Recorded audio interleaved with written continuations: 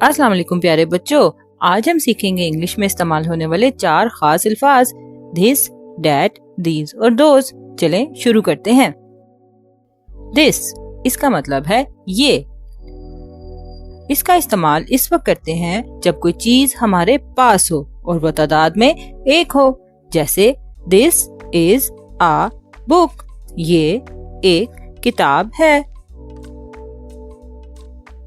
इस जुमले में दिस का मतलब है ये, इसका मतलब है, आ का मतलब है एक और बुक का मतलब है किताब।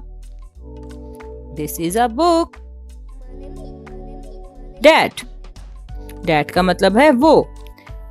हम इसका इस्तेमाल इस वक्त करते हैं जब कोई चीज हमसे दूर हो और वो तादाद में एक हो। जैसे डैट इज आ बुक, वो एक किताब है। इस जुमले में डैट का मतलब है वो, इज है, आ एक और बुक का मतलब किताब। That is a book. These का मतलब है ये।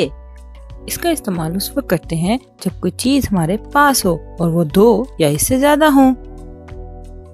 जैसे दीज आर बुक्स, ये किताबें हैं। इस जुमले में दीज का मतलब है ये, आर का मतलब है हैं और बुक्स का मतलब किताबें। दीज आर बुक्स, ये किताबें हैं। दोज का मतलब है वो। इसका इस्तेमाल हम उस वक्त करते हैं जब कोई चीज हमसे दूर हो और वो तादाद में 2 या इससे ज्यादा हो। जैसे दोज आर बुक्स, वो किताबें हैं।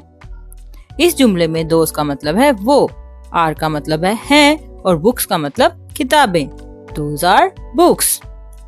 चलिए इसको एक बार फिर दोहराते हैं ताकि आप इसको अच्छी तरह समझ सकें।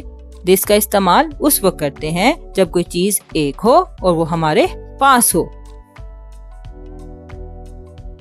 डैट का इस्तेमाल उस वक्त करते हैं जब कोई चीज दूर हो और वो तादाद में एक हो। दीज का इस्तेमाल उस वक्त करते हैं जब कोई चीज हमारे पास हो और वो तादाद में ज्यादा हो। दोज का इस्तेमाल उस वक्त करते हैं जब कोई चीज हमसे दूर और वो तादाद में ज्यादा हो। उम्मीद है आपको मजा आया होगा और सीखने और जानने के लिए क्लेवर कब्बा आयशा को सब्सक्राइब कीजिएगा। अल्लाह हाफिज।